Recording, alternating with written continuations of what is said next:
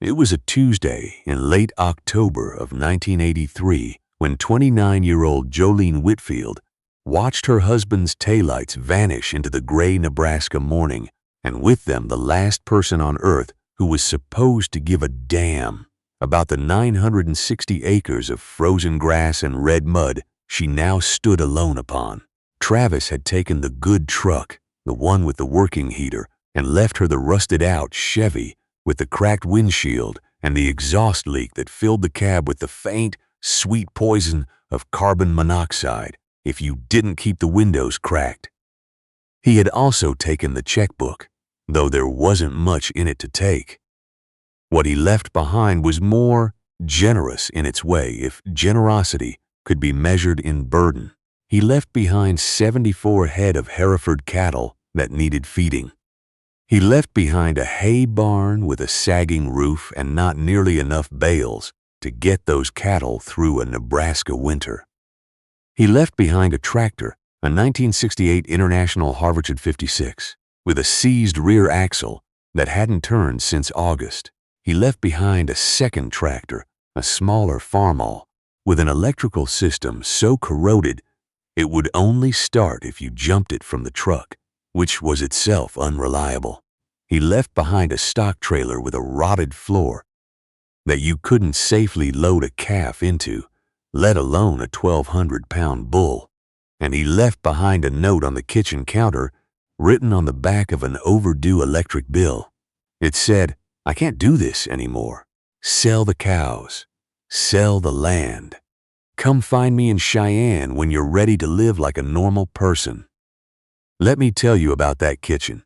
It was a small room, yellow wallpaper peeling at the seams, a cast-iron wood stove in the corner that served as the only reliable heat source in the house because the propane furnace had given up 2 winters ago, and Jolene hadn't had the money to replace the ignition module.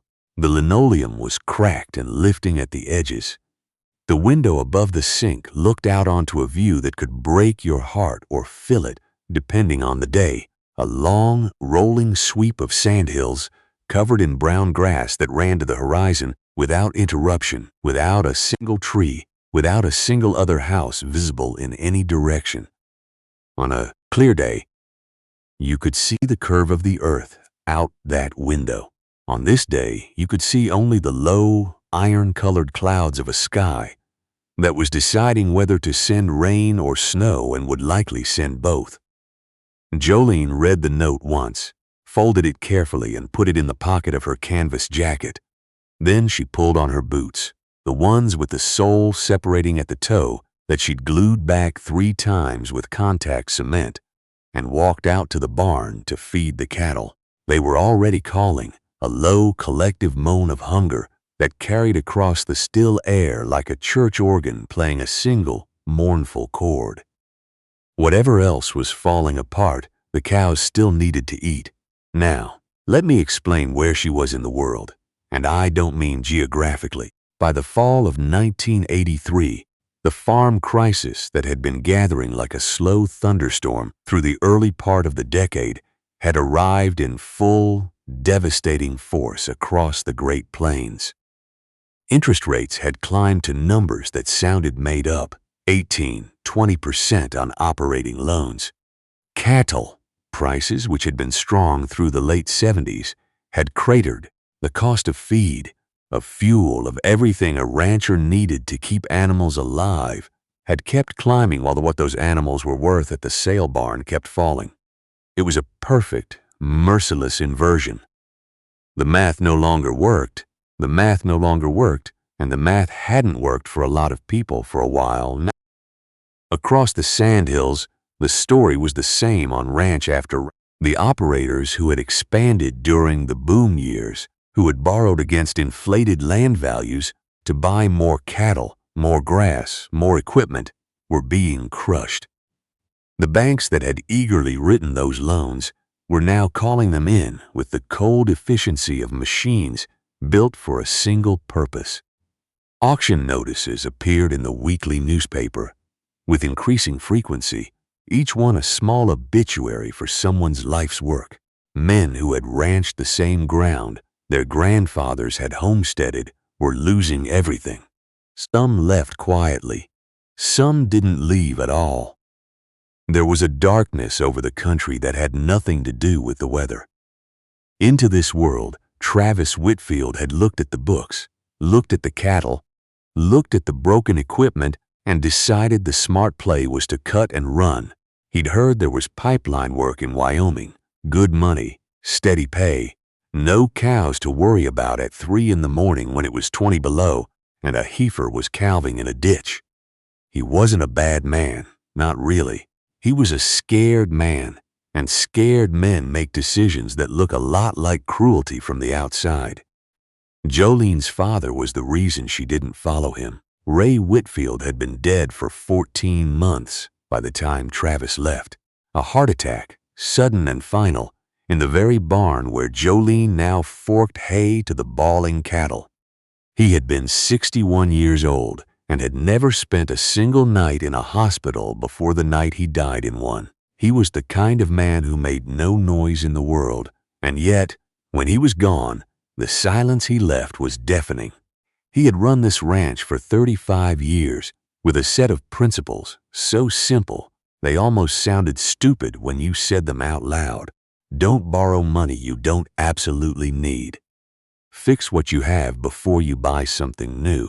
Rotate your pastures so the grass comes back stronger than you found it. Keep your herd small enough that you know every animal by sight. Respect the winter because it doesn't respect you. He was not a philosopher. He was a man with a 9th grade education and hands like leather gloves, permanently stained with grease and cattle dust. But he had understood something about the land that the university extension agents and the cattle industry magazines and the bankers in town did not or chose not to. He understood that the Sandhills were not a factory. They were a living system, ancient and patient, and if you tried to force them to produce beyond their natural rhythm, they would punish you. Not immediately, not dramatically, but slowly, steadily, in ways you wouldn't notice until it was too late. The grass would thin, the topsoil would blow, the water table would drop, and then you'd have nothing. He had taught Jolene everything, not because she was a boy, which she wasn't, and not because he didn't have a son, which he did, a boy named Clayton, who had left for Omaha at 18 and never looked back. He taught her because she was the one who showed up. She was the one who, at 6 years old, followed him to the barn in the dark and sat on an overturned bucket, watching him pull a calf. She was the one who, at 10, asked him to show her how the hydraulic system on the tractor worked. She was the one who, at 14, rebuilt the carburetor on the ranch's old Willie's Jeep, using nothing but his Chilton manual and a set of combination wrenches.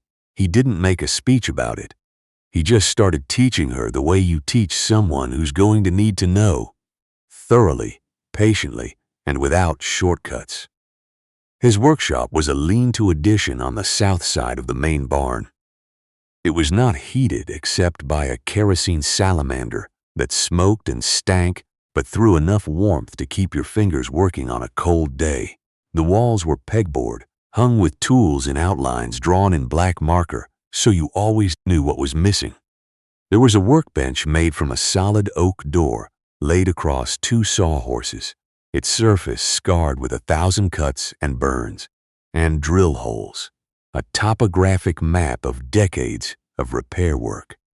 And on a shelf above the bench, between a coffee can full of assorted bolts and a grease gun, sat a green ledger book. It was a standard accountant's ledger, the kind you could buy at any office supply store, but Ray Whitfield had turned it into something else entirely.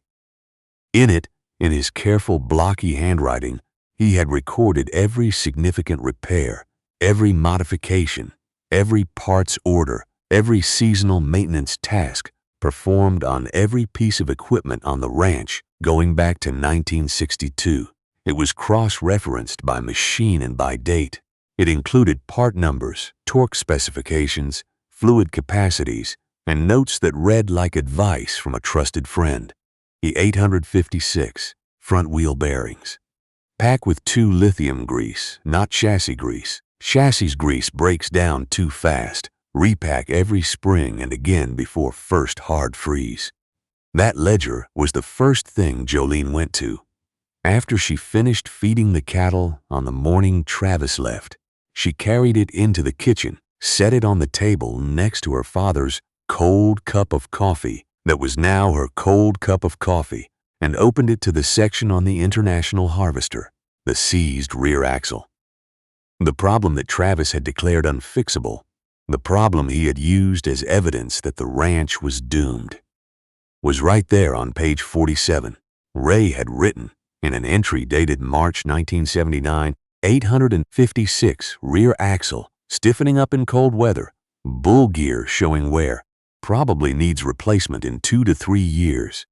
Part can be sourced from salvage. Check Lund's Yard in Valentine or the IH dealer in North Platte. Do not let this go until full seizure.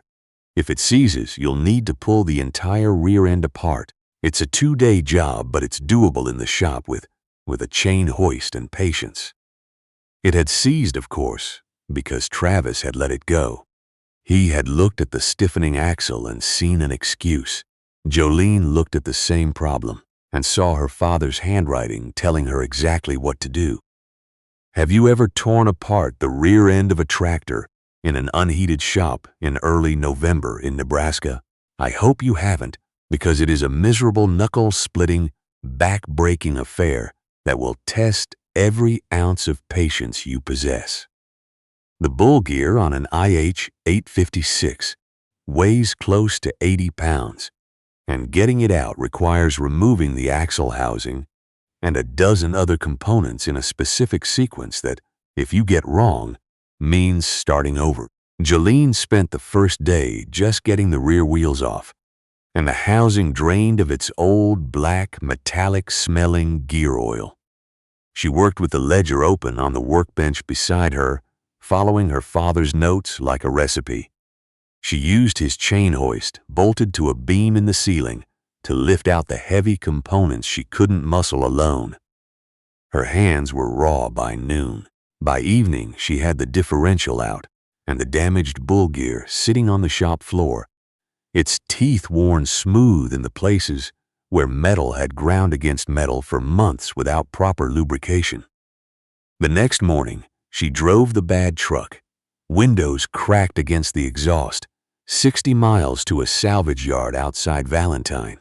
A man named Puckett ran the place, a sprawling graveyard of dead farm equipment spread across 10 acres of sand and yucca. He was a small, suspicious man who looked at Jolene the way you'd look at a dog that had learned to talk. A young woman alone, asking for a bull gear for an IH 856 rear axle. He clearly expected her to be confused, to not know what she actually needed. Ring gear or bull gear, he asked, testing her. Bull gear, she said, and I'll need the thrust washers and the bearing kit for the differential while I'm at it. Dad's ledger says the bearings should be replaced any time you've got the housing apart. Puckett stared at her for a long moment, then walked her back into the yard without another word. He found the gear on a dead 856 that had been sitting in the weeds for years. Its tires flat and cracked. He pulled it for her and charged her $40 for the gear, and another $12 for the bearings and washers. $52. That was the cost of the part that Travis had called a death sentence for the ranch. She spent 3 days reassembling the rear end. 3 days of cold, precise, methodical work, following the ledger, following the service manual her father had kept in a plastic bag to protect it from moisture. She torqued every bolt to specification. She filled the housing with fresh gear oil, the correct weight, the correct amount, as noted in the ledger. On the 4th day, she jumped the tractor from the truck, and when she put it in gear and eased out the clutch, the rear wheels turned. They turned smoothly, strongly, without a sound. The big International Harvester rolled out of the shop and into the gray November light like a horse that had been stabled too long, ready to work. She sat in the cab for a long time after that, her hands on the steering wheel, not moving. She wasn't celebrating. She was listening. The engine idled at its steady, low rhythm, a sound she had known since childhood, a sound that meant her father's hands had been here. His knowledge was still here, and the ranch was not dead. The first winter without Travis was the worst winter Jolene had ever endured. Not because of him, not because she missed his presence, which had become more absence than anything else long before he actually left.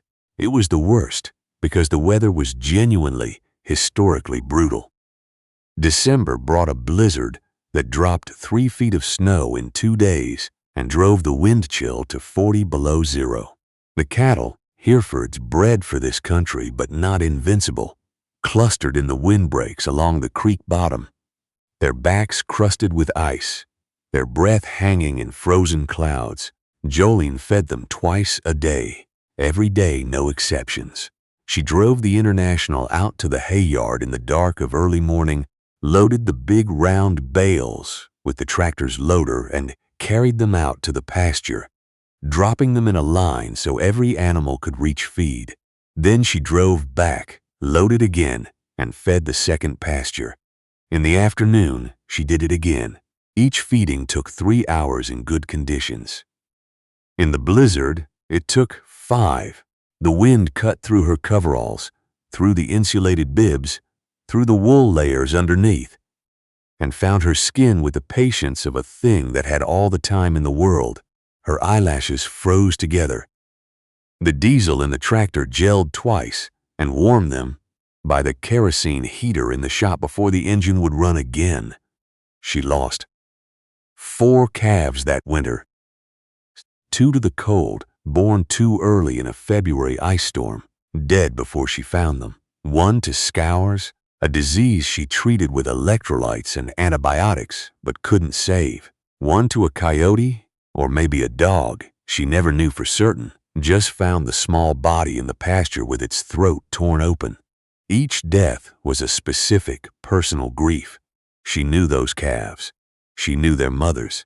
Her father had taught her to see each animal as an individual, not a unit, not a number on a spreadsheet, but a living thing in her care.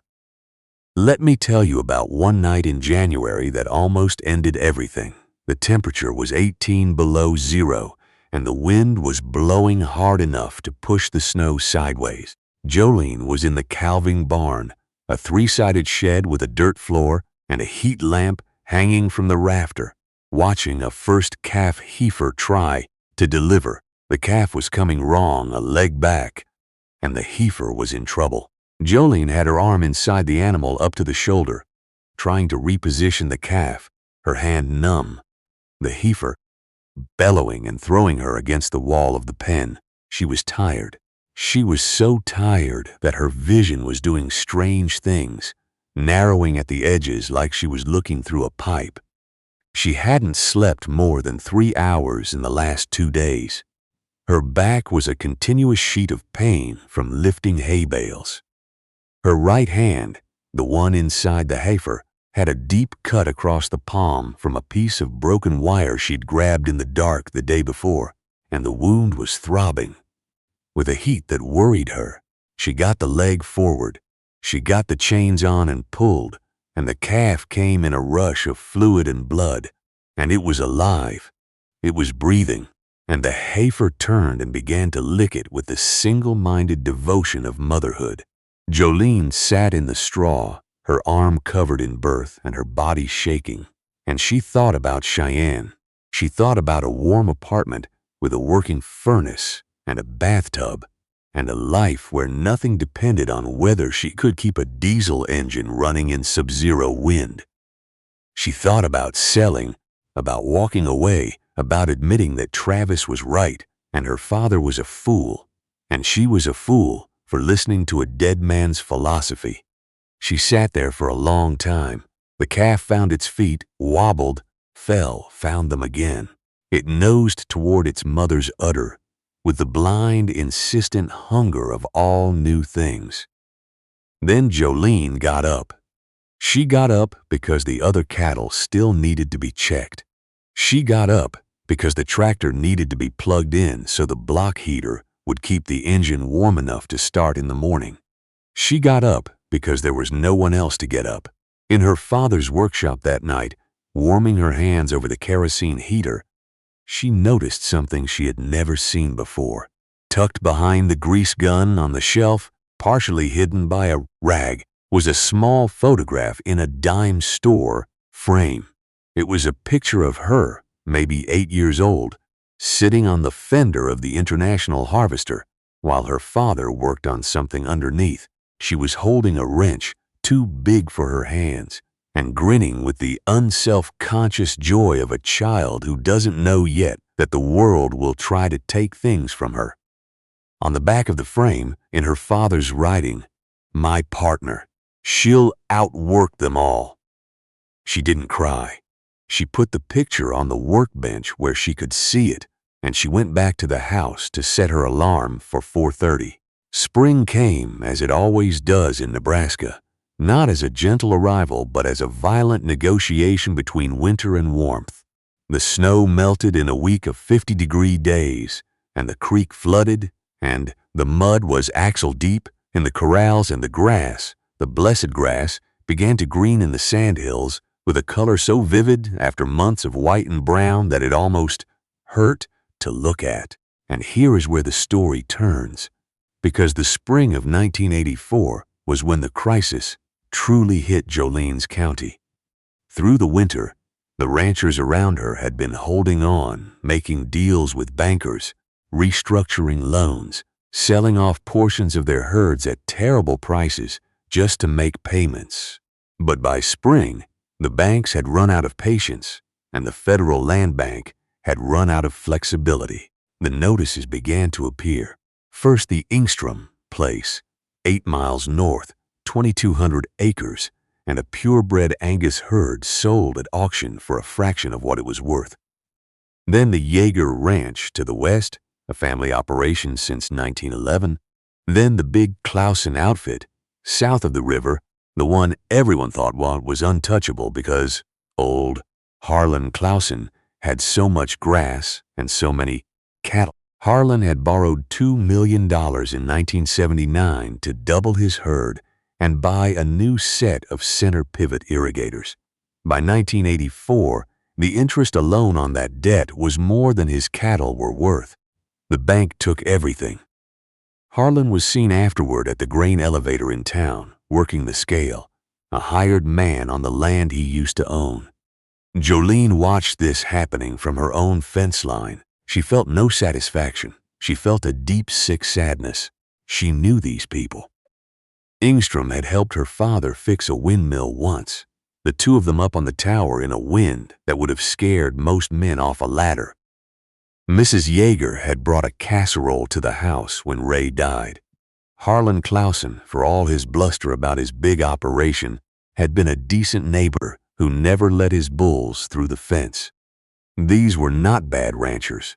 They were good ranchers who had been told a lie by people they trusted, the bankers, the extension agents, the cattle industry publications, everyone who had pushed the gospel of expansion. Get bigger, borrow more. The good times are here to stay. The good times left, and the debt stayed. Jolene's ranch survived because it had almost nothing to survive from. Her operating loan was small, barely $4,000, and she paid it off that spring with the proceeds from selling her calf crop at the Valentine livestock auction. Her equipment was old, but it was hers. Her herd was small, but it was healthy, and it had cost her nothing but labor to maintain through the winter. She had no payments on new tractors, no interest on expansion loans, no leveraged land purchases bleeding her dry. She was solvent, not because she was clever, but because her father had taught her to be afraid of the right things.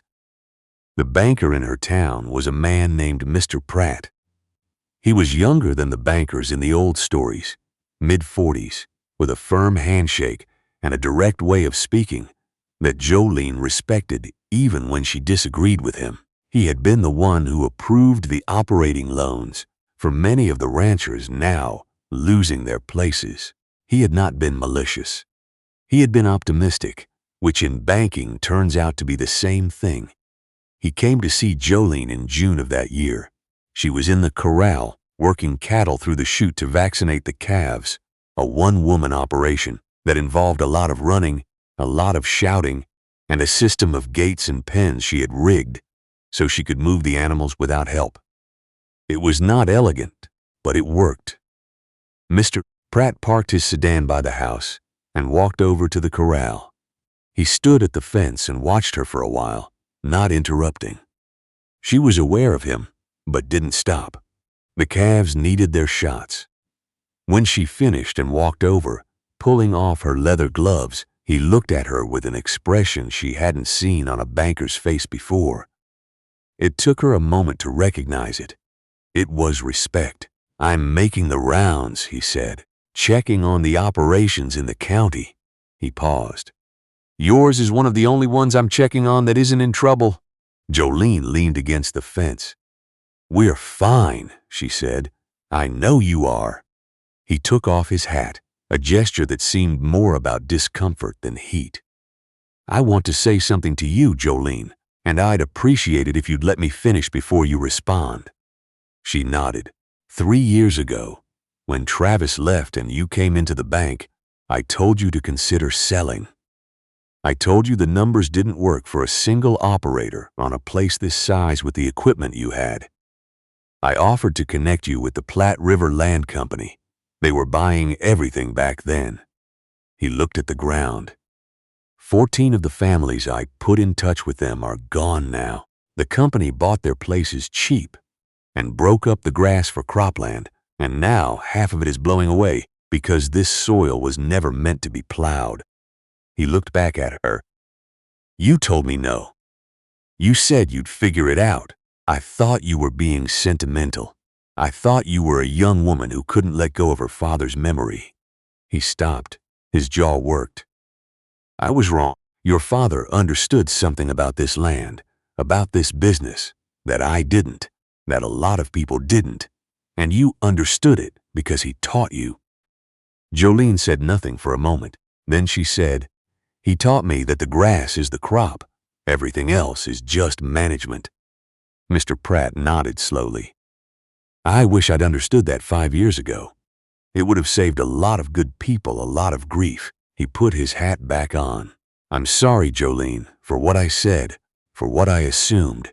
She accepted the apology the way she accepted most things, quietly, without drama, and went back to work. "Now let me take you forward, because the years that followed are important, but they are not dramatic, and that is precisely the point." Jolene ran the ranch through the rest of the 1980s and into the 1990s with the same steady, unglamorous discipline her father had practiced. She kept her herd at a size the grass could sustain.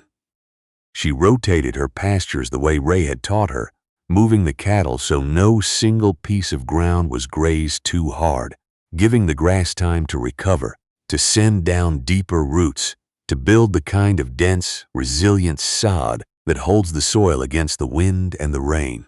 She maintained her equipment with religious care, following the ledger, keeping the International Harvester running long past the point where most people would have sent it to the salvage yard. She bought a second tractor in 1991, a used John Deere, paying cash from 4 years of saved calf crop money. She fixed the roof on the hay barn herself, hiring a neighbor's teenage son to help her carry the tin. She replaced the propane furnace in the house finally in 1993. She did not borrow a single dollar to do any of it.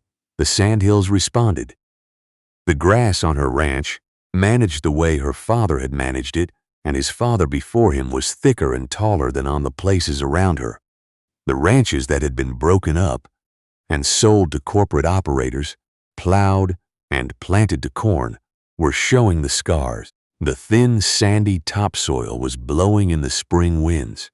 The center pivots were drawing down the Ogallala Aquifer, the vast underground reservoir that had taken 10,000 years to fill. Jolene's grass didn't need grazed properly. It needed only to be grazed properly and then left alone to do what it had been doing since, before there were fences. By 2003, the ranch had a reputation. Range management specialists from the university came out to study her pastures. Soil scientists took core samples and found earthworm populations and organic matter levels that were double the county average. A journalist from a regional agricultural magazine wrote a profile of her with the headline that made Jolene laugh out loud when she read it. "The woman who did nothing." She thought her father would have liked that. He would have understood that doing nothing, in the sense the headline meant it, doing nothing reckless, nothing leveraged, nothing fashionable, was the hardest kind of work there was. Travis came back once, in the fall of 1987. He drove up in a newer truck than the one he'd left in, but he looked older than the 4 years warranted. The pipeline work had been good for a while, then it wasn't. He'd been doing odd jobs in Casper, living in a rented room. He stood in the driveway and looked at the ranch the way you look at a house you grew up in when you drive through your old town, with a disbelief that it still exists unchanged while everything in you has shifted. Jolene came out of the barn. She had a halter in one hand. She'd been working with a young horse, and she stood on the porch and looked at him. She didn't feel anger. The anger had burned off years ago, somewhere in that first winter, consumed as fuel to keep her going. What she felt was something closer to exhaustion at the sight of him, a deep unwillingness to revisit a chapter she had closed. "Place looks good," he said. His voice was rougher than she remembered. "It is good," she said. He stood there, hands in his pockets, rocking slightly on his heels. "I heard about Ingstrom and Jaeger and Clausen. I heard about all of them." He looked at her. "They said you were the last one standing out here." "I'm not standing," she said. "I'm working. There's a difference." He flinched just slightly at that. "I know I don't have any right to ask for anything," he said. "I just wanted to see the place and to tell you I was wrong about your dad. He was right about all of it. The debt, the grass, the way he kept things small. He was right, and I was too proud and too stupid to see it." He was right. Jolene agreed. That was all she gave him. Travis left that afternoon. She heard later, through the long, quiet telegraph of small-town talk, that he had remarried, that he was managing a tire shop in Scottsbluff. She wished him no harm. She simply didn't think about him. Let me bring you to the end now, or what passes for one, because ranches don't really end, they just pass forward. It is a September morning, somewhere around 2014. Jolene Whitfield is 60 years old. Her hair is more gray than brown, cut short for practicality, and her face carries the permanent tan and the fine deep lines of a woman who has spent 40 years outdoors in a climate that doesn't negotiate. Her hands are extraordinary, strong and scarred and capable, the hands of someone who has pulled calves, rebuilt engines, strung wire, and done it all 10,000 times. She moves slower now. Her knees remind her of their opinion of the work every morning, but she moves with the certainty of a person who knows every square foot of the ground beneath her. The ranch is still 960 acres. She never bought another section, though she could have when the land around her was selling cheap. She kept the herd at 70-some head, the number the grass could carry without strain. The International Harvester 856 is still in the shop, still running, its engine rebuilt once in 1998 with parts sourced from Puckett's salvage yard, which is itself gone now, Puckett having retired to a trailer in Valentine. The John Deere she bought in '91 does most of the heavy work these days. But she starts the old IH every few weeks, lets it idle, listens to it the way her father taught her to listen. It is not sentimentality, it is maintenance. On this September morning, she is in the workshop with a young woman named Margot. her brother Clayton's granddaughter. Clayton himself died in 2009, a stroke, and his children scattered across the Midwest the way children do. But Margot, 22, just out of college with a degree in something called regenerative agriculture, had called Jolene the previous spring and asked if she could come spend a summer on the ranch. Jolene had said yes without hesitation. She had recognized something in the girl's voice, the same thing Ray must have recognized in his own daughter 40 years ago. A willingness to show up. Margot is sitting on the same overturned bucket Jolene once sat on as a child, watching her great-aunt work on the wheel bearings of the stock trailer, the same stock trailer with a new floor that Jolene had rebuilt plank by plank in the winter of 1985. The green ledger is open on the workbench. Jolene has added her own entries over the decades, filling 3 more volumes, her handwriting a slightly softer version of her father's blocky print.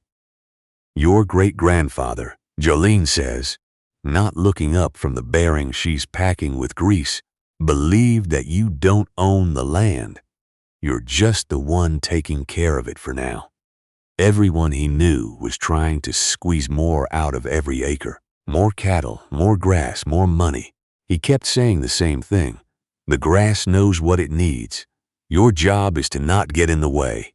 Margot leans forward. They taught us about mob grazing and holistic management in school, she says. High-density, short-duration rotational systems. Jolene smiles, a rare thing, small and crooked. Your great-granddad was doing that in 1960. He just called it moving the cows. She hands Margot the bearing, still warm from her hands, and a tub of grease. Pack this. Use your fingers, not a tool. You need to feel whether the grease is getting between the rollers. If there's a dry spot, you'll hear it later. The machine will tell you something's wrong, but by then you've already done the damage. Margot takes the bearing carefully. Her hands are young and soft, but they're willing. That matters more than anything. Outside, the sandhills roll to the horizon in every direction. The grass, tall and golden in the September light, bending in a wind that has been blowing across this ground since long before anyone thought to put a fence on it. The cattle graze in a loose cluster in the middle pasture, unhurried, content. A red-tailed hawk turns slow circles in the empty sky.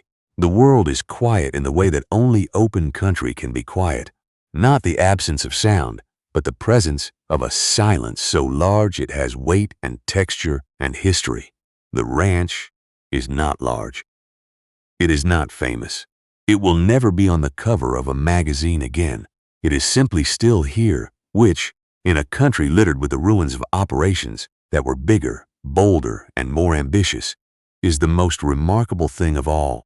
Jolene Whitfield kept it alive, not with money, not with technology, not with the kind of courage that announces itself, but with the steady, daily, unrelenting application of knowledge passed from one set of hands to another. Her father taught her that the work was the answer, and she had spent her whole life proving him right. One repacked bearing, one rotated pasture, one long, cold winter at a time. And the land, patient as it had always been, remembered every bit of care it was given.